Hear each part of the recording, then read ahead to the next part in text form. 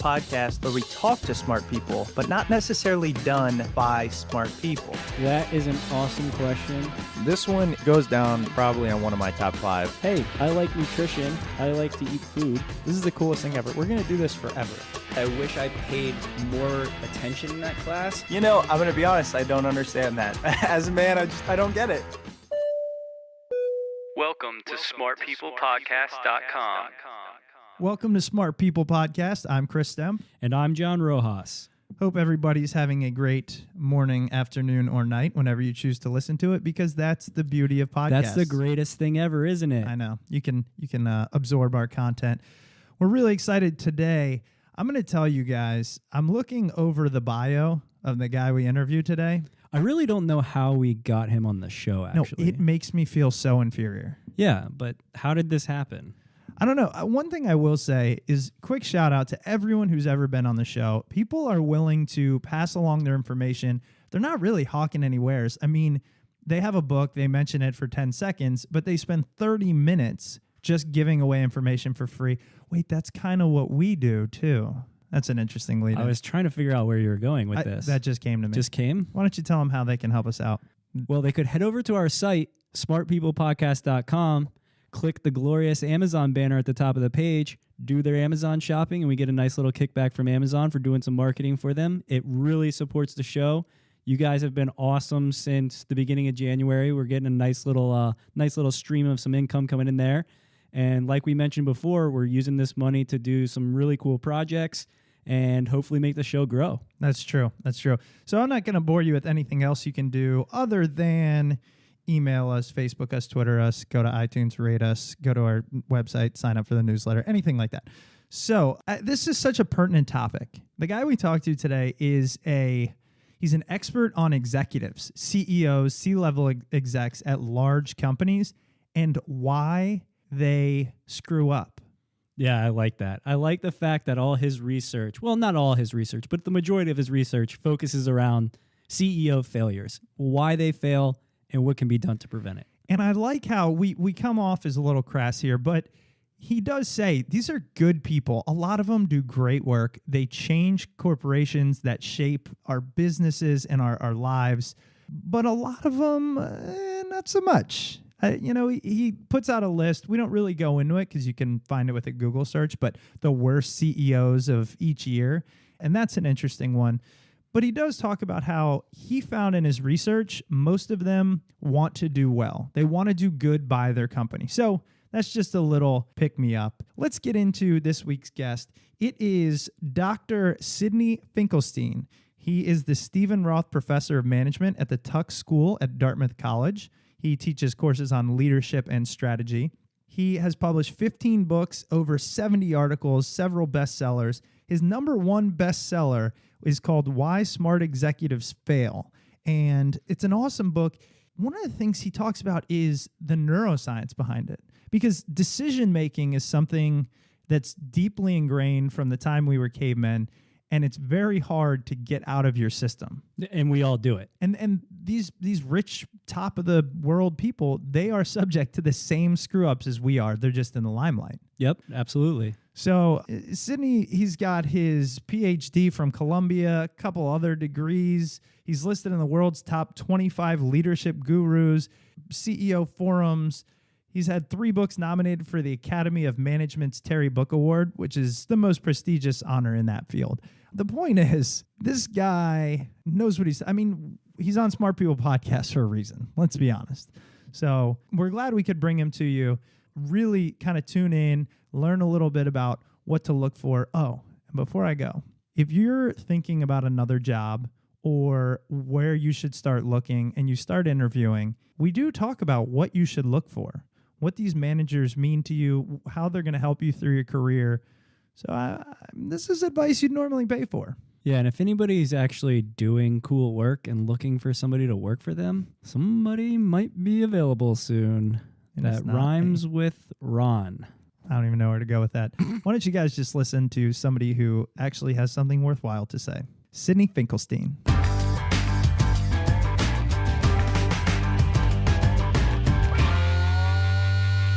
Thank you again for being on the show. The first thing I just wanted to dive into is you are, when I was doing my research and, reading through your books, you are what could be considered an expert on executives, and not just executives, but high level, high profile executives. And, we don't get to talk to people that kind of rub shoulders with these guys who are leading the top companies in the world. So the first thing I wanted to ask you was, did you see a typical profile of, the high powered, important executive when doing all your research? Well, of course, a lot of my research was on senior executives that have stumbled and failed, and they certainly had a certain profile. But I would say more generally, there's lots and lots of people that could make it to the top. What they have in common is they are incredibly hard workers. They're willing to sacrifice almost everything to get to the top. And I'd also say that in almost without exception, they're good people, contrary to maybe some of the public opinion of these things. They're trying to do the right thing. They're trying to do good things. It's not to say they don't like to get rich along the way, but they're trying to accomplish important goals, and they're generally speaking very capable. Just in that statement, I'm like, I have so many questions. One of them being, and you said, they want to get rich along the way, but they're good people and they want to do good things.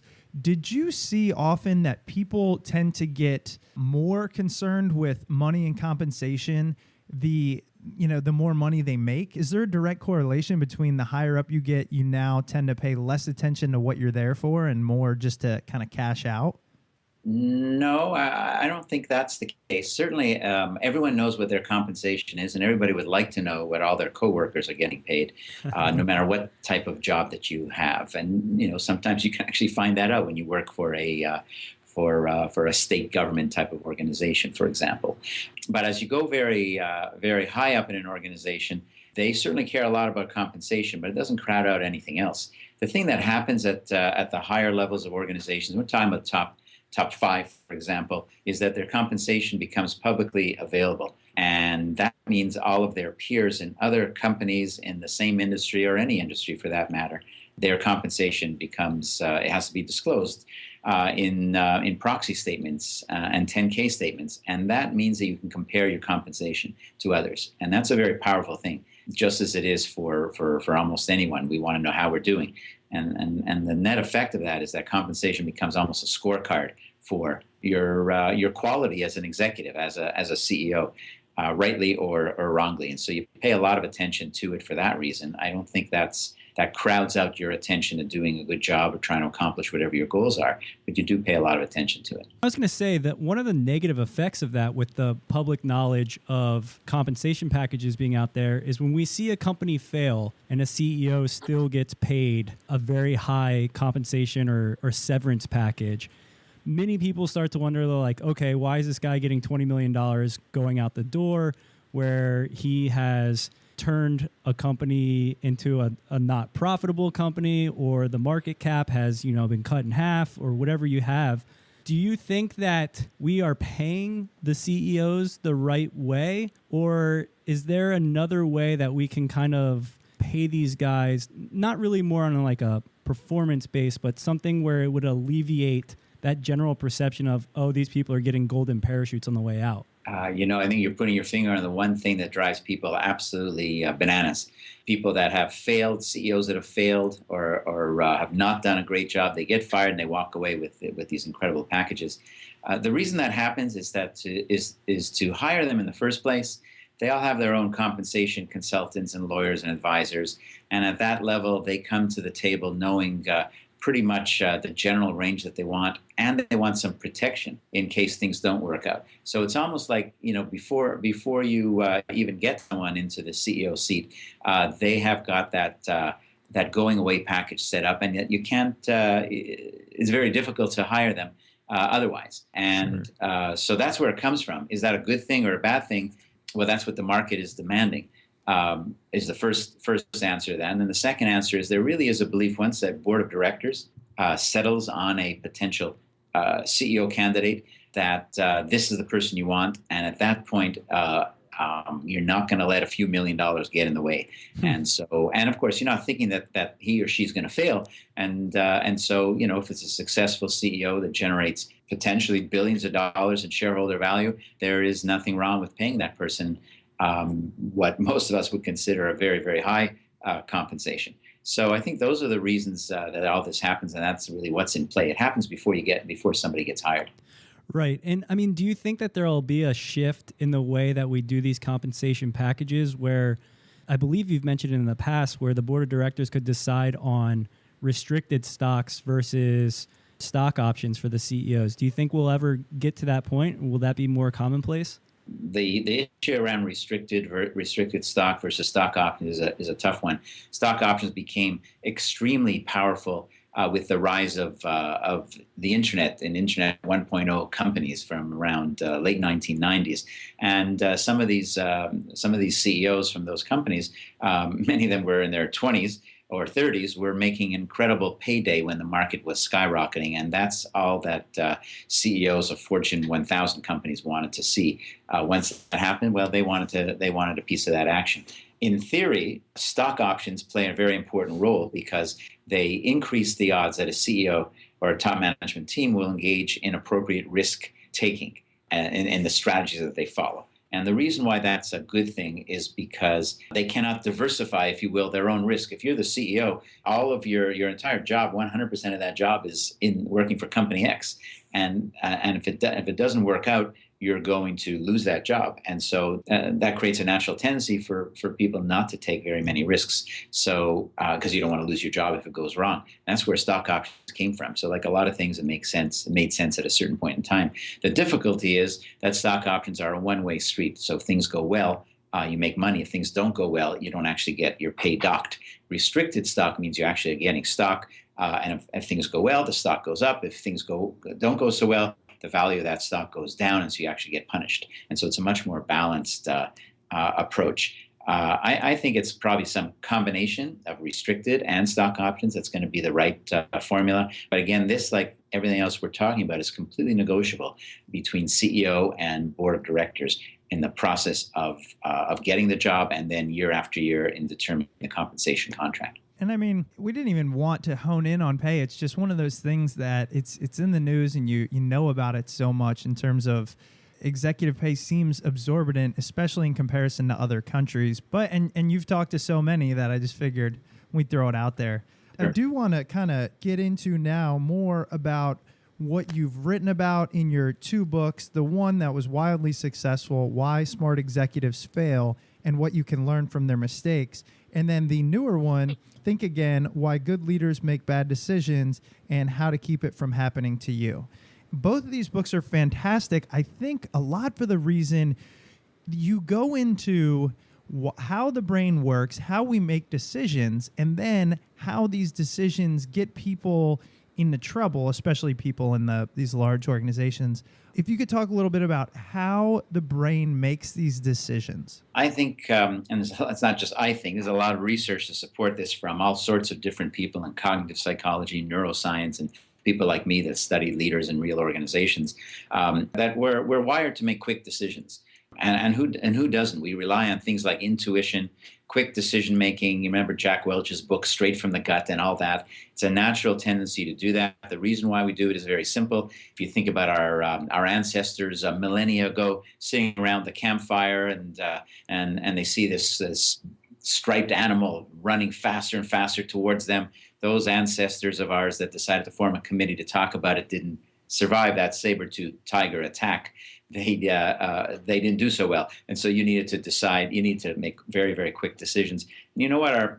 Our brains and how our brains have processed information over time is really in part due to this type of evolution. The difficulty is in modern society and in modern business, it's so complex that relying on these quick, intuitive decisions all the time can get you in trouble because all of us have a set of biases that influence how we think. We all have that because these biases are nothing more than shortcuts. We tend to rely on our experience maybe more than we should. We tend to overestimate the quality of that experience. We all make prejudgments. We have attachments to all sorts of things. And these things all play a role in how we make decisions. I'm so glad you say that, because I am not a big fan of just sitting around and mulling things over. And it bothers me to, when I know what decision I want to make, yet I have to run it by 6 layers of management and all of those things. So just to know that that's kind of how we're hardwired is a good thing. However, like you mentioned, now that becomes an issue. So I guess I wanted to say next is, what's the proper way to go about hashing out decisions and making sure we think through them in a fashion that works for today's, modern arena? Sure. Well, in my work, my consulting work, and speaking and teaching with senior executives and MBA students, for that matter, I've developed a set of questions that you could ask yourself, and ideally ask yourself in a team environment, that can help give some insight into whether you're more likely to fall into this trap of these types of biases. For example, I mentioned briefly prejudgment. Is it possible that there's a prejudgment at work? What's a prejudgment? It's when we decide something is the way it is, and we don't really want to collect very much other data about that. We've just made this kind of flash judgment, and we barely know we've done it, and then we stick to it regardless of what the data indicate. And there's lots of examples from even terrible events like Hurricane Katrina, and how the U.S. government, the leadership of the Department of Homeland Security, made a prejudgment that a hurricane in New Orleans would not be much different than a hurricane in South Florida, even though factually that's an extremely dangerous and inaccurate prejudgment. But once you make that prejudgment, you tend to underestimate just how significant the damage could be. And you stick with it, even in the face of all sorts of other data. And by the way, that's how people can tell very often whether somebody has a prejudgment, whether a prejudgment is at work. It's when somebody relies on certain type of data or certain data that is consistent with their point of view and disregards or ignores all kinds of other data. And you could see that. So, you're making an important decision. You could ask that question, well, what's the data we're looking at? Why are we looking at that data? Why are we not looking at some counterfactuals? And how do you know you haven't really kind of pre-decided the whole thing? It's not that a prejudgment is always bad, by the way. Not at all. It might be, it might not be. But if you're going to make an important decision and you're going to rely kind of on your gut instinct without even thinking about it, at least be aware that that's what you're doing, and don't fool yourself into thinking that you've been very thoughtful and analytical and the like. Another example is around experience. All of us tend to overestimate the quality and importance and relevance of our experience.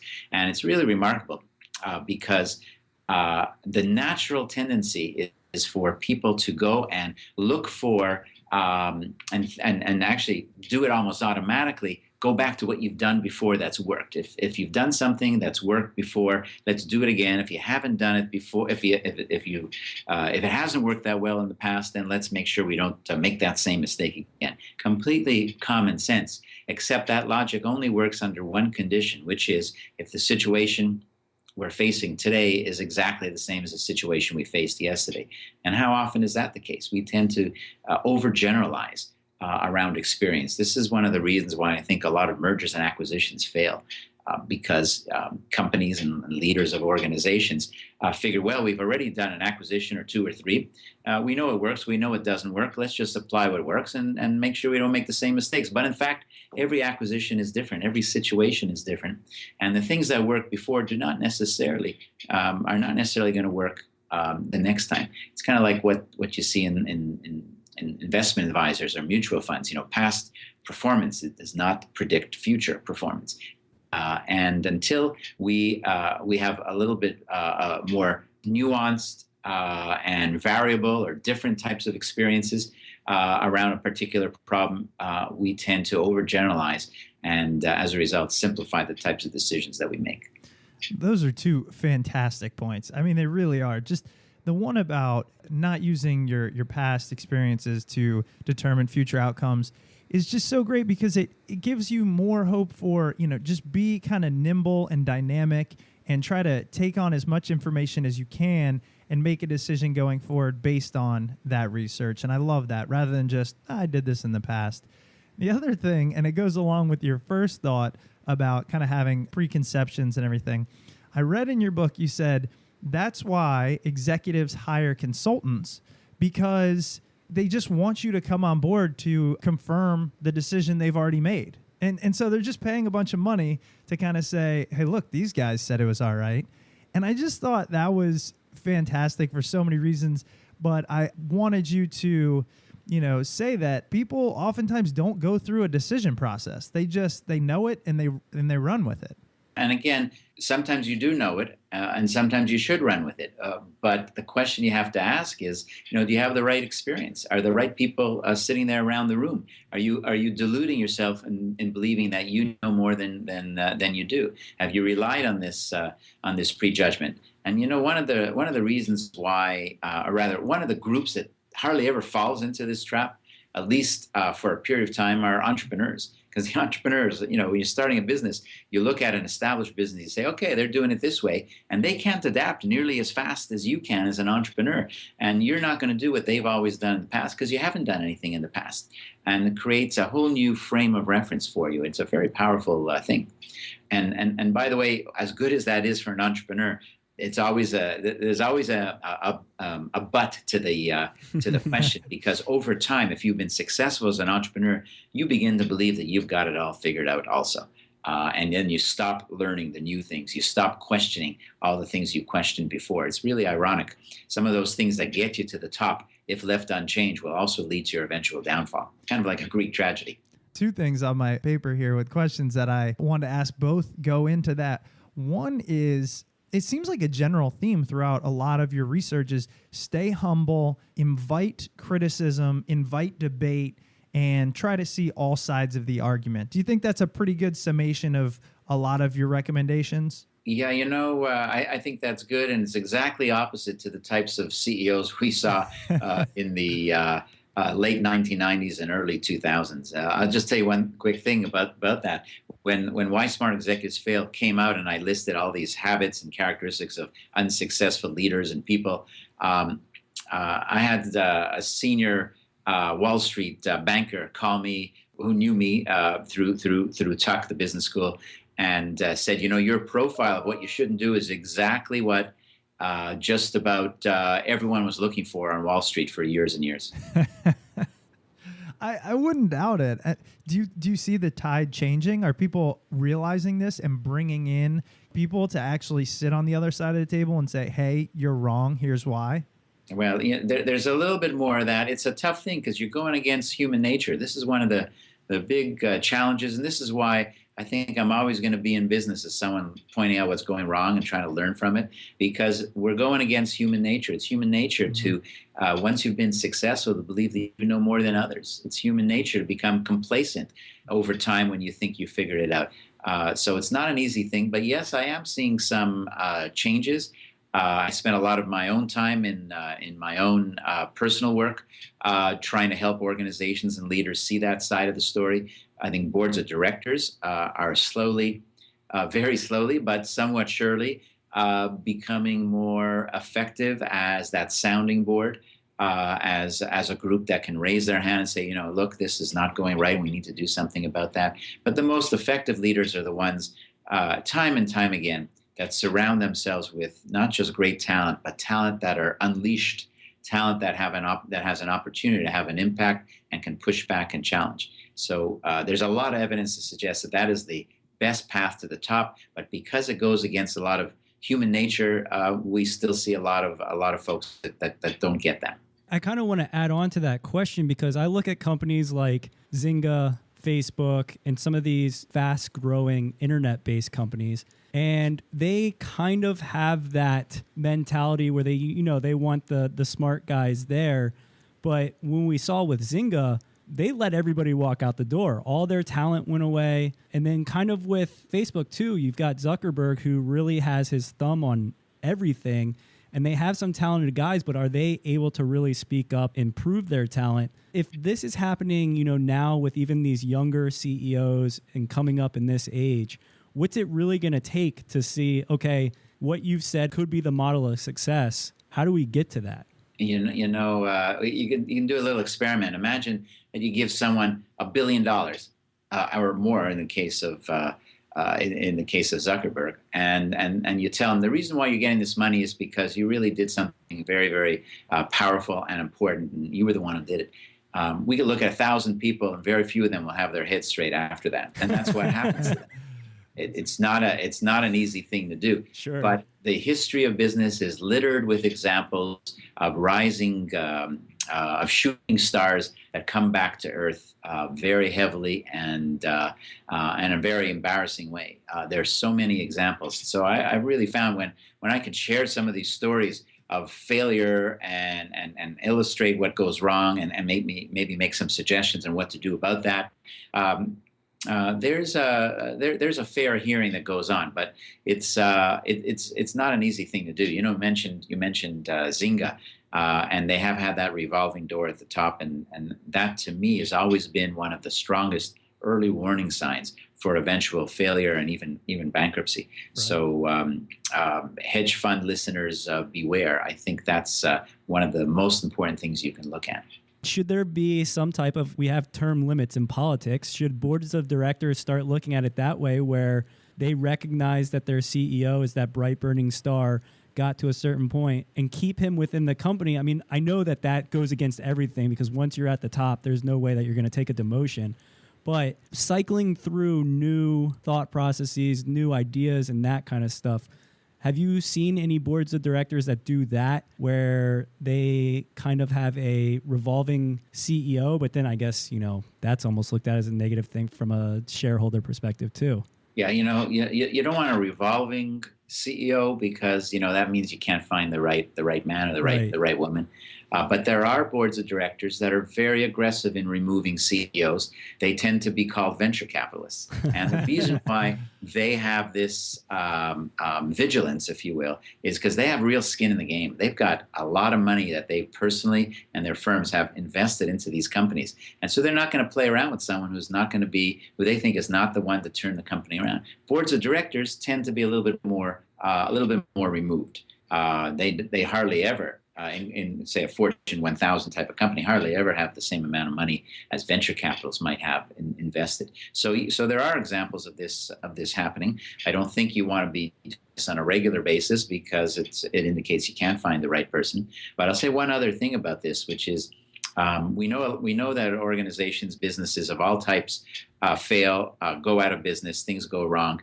And I think the single best thing you can possibly do is to regenerate talent. It's almost like, all of us, all people, we all die. And why do we die? We're not reproducing enough new cells to take the place of cells that are going by the wayside or they're starting to get damaged. I think organizations are an analogous type of situation. And I think the solution is to regenerate talent, not just at the CEO level, but up and down the organization. I think the best organizations are actually unafraid to see even some good people leave, because that opens the door for new people to come in and have an impact. And to me, there's no holy grail, or silver bullet in business. There's so many things that are needed to make a business or any organization be successful. But this one about regenerating talent is probably going to be near the very top of that list. A lot of people that listen aren't in or ever going to be in a position where they're running a massive company, but most will at some point be working for that person or somebody similar. So I wanted to ask you, what can the normal person look for in a manager, in an executive team, in a company that might say, hey, this company is looking out for me, they're going to be here a while, this is a place I want to settle down? Yeah, it's something that our MBA students at Tuck are always asking about, and actually every MBA student wants to know, who should you work for? Right. Who should we look? How should I evaluate my potential boss? And we do know, by the way, from a lot of research, that your first boss in a career and first boss at a new stage in career, such as graduating with an MBA, is one of the single most important people in your career trajectory. Are they a supporter? Are they challenging you? Are they developing you? Do they really care? Or are they more claiming credit and a taker? And so if I was in an interview like that and I was thinking about that, I'd like to know, about who's been on your team. That's what I'd be asking. Who are some of the people who've been on your team in the last 5 years, and where are they today? And I'd like to know that they've moved up, even if it's in another company, that they moved up and have been successful, have had greater opportunities. I think you could ask about decision-making style. You could ask about the role of the team. You could ask about delegation. Again, the best leaders at any level in an organization are highly effective delegators. And so you can ask some very specific questions that start to get at these themes of open-mindedness, adaptability, developing talent, caring about other people, which I think are really critical. And by the way, you could also ask about compensation in a broad sense, and not how much money you're going to get paid, because that's not the first question you're going to start with. But how are people evaluated? What are the metrics that are used to evaluate people? And in some of the best organizations I know, there are kind of dual types of metrics. Number one, of course, is did you produce? Did you get results? Whatever that business does. And number two, did you develop talent? Did you bring other people along, or did you step on other people along the way? And you can point to that, and some of the best organizations are tracking very closely the extent to which an individual is able to develop talent. That's great advice. I think that's a great place to end and leave that with our listeners when they're looking for their next job or when they're evaluating opportunities. So I really want to say again, thank you so much for being on the show. Your books, again, Why Smart Executives Fail, that one was kind of your cornerstone of a lot of your research, and then followed up with Think Again, Why Good Leaders Make Bad Decisions and How to Keep It From Happening to You. I wanted to see if you could direct our listeners to, I know you have a blog, anywhere else they can find you and more information about what you do. Well, there's lots of sources. You could look at the Tuck Business School at Dartmouth website, where there's a lot of information about me. Of course, you can Google me. You can follow me on Twitter at Sid Finkelstein, SYD, at Sid Finkelstein.